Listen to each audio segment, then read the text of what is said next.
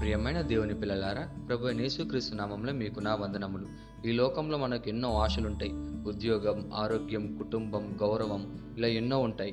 కానీ మనం ఎవరిపైన ఆశ పెట్టుకుంటున్నామో దానిపైనే మన జీవితం ఆధారపడి ఉంటుంది. మనుషులపై ఆధారపడితే వారు మర్చిపోతారు, సహాయం చేయలేరు. కానీ దేవునిపైన ఆధారపడితే ఆయన ఎప్పటికీ మనలను నిరాశపరచడని వాక్యం చెప్తుంది. ఈరోజు దేవుని వాగ్దానము రోమీయులకు 5:5 రోమీయులకు 5:5 వాక్యం ఇలా ఉంది. ఎందుకనగా ఈ నిరీక్షణ మనలను సిగ్గుపరచదు. మనకు అనుగ్రహింపబడిన పరిశుద్ధాత్మ ద్వారా దేవుని ప్రేమ మన హృదయాలలో కుమ్మరింపబడి ఉన్నది అని. మనం మనుషులపై ఆశ పెట్టుకున్నప్పుడు వారు మనల్ని నిరాశపరచవచ్చు, వాళ్ళు మనల్ని మోసం చేయొచ్చు లేదా మర్చిపోవచ్చు. కానీ దేవునిపై ఉంచిన నిరీక్షణ ఎప్పటికీ వృధా కాదు. ఆయన తన సమయంలో తన వాగ్దానాలను నెరవేరుస్తాడు. దీనికి ఒక గొప్ప ఉదాహరణ యోసేపు తన అన్నలు చెమ్మబడ్డాడు. దాసునిగా పోతిఫర్ ఇంటికి వెళ్ళాడు. అక్కడ కష్టపడి నమ్మకంగా పనిచేశాడు. కొంత స్థిరపడుతున్నాడు అనుకునే లోపే తప్పుడు ఆరోపణతో చెరసాలలోకి పంపబడ్డాడు. చెరసాలలోనూ విశ్వాసంగా జీవించాడు. అక్కడ ఒక పానదాయకునికి స్వప్నం అర్థం చెప్పి, నా గురించి రాజుకు చెప్పి నన్ను బయటకు తీసుకొని రాని అతనిపైన ఆశ పెట్టుకున్నాడు. కానీ ఆ మనిషి యోసేపును మర్చిపోయాడు. 2 సంవత్సరాలైనా ఇంకా బయటికి రాకపోవడంతో అతనికి ఆ ఆశ కూడా పోయింది.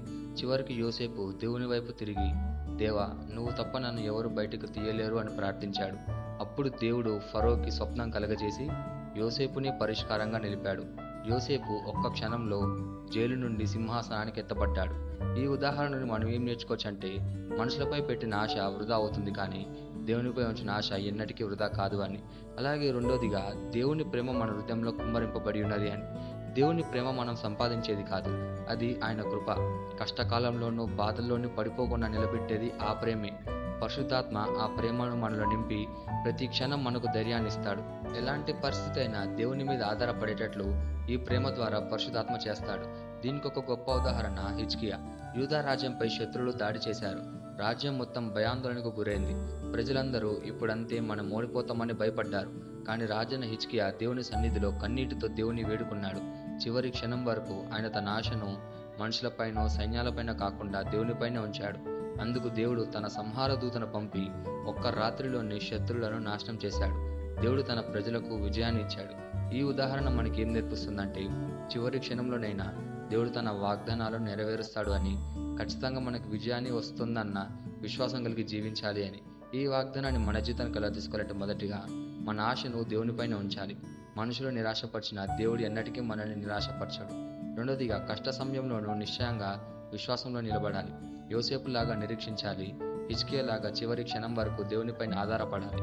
మూడోదిగా, నిత్య జీవమే మన ప్రధాన లక్ష్యం అని గుర్తు చేసుకోవాలి. ఈ లోకంలోని ఆశలు తాత్కాలికం, కానీ దేవుడిచ్చే ఆశ నిత్య జీవం. నాలుగోదిగా, దేవుని ప్రేమలో స్థిరంగా ఉండాలి.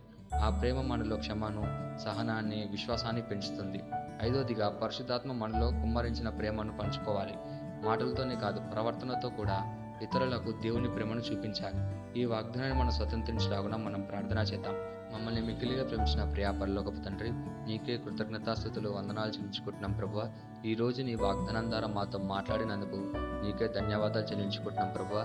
యోసేపులాగా నిరీక్షించడానికి, హిజ్కియాలాగా చివరి క్షణం వరకు నీపై ఆధారపడడానికి మాకు బలమేమో ప్రభువా. మా హృదయాలలో కుమ్మరించిన నీ ప్రేమలో మేము నిలిచి ఆ ప్రేమను ఇతరులకు పంచుకోవడానికి మమ్మల్ని ఉపయోగించుకోమని ప్రార్థిస్తూ యేసుక్రీస్తు నామములో అడుగుచున్నాము తండ్రి, ఆమేన్.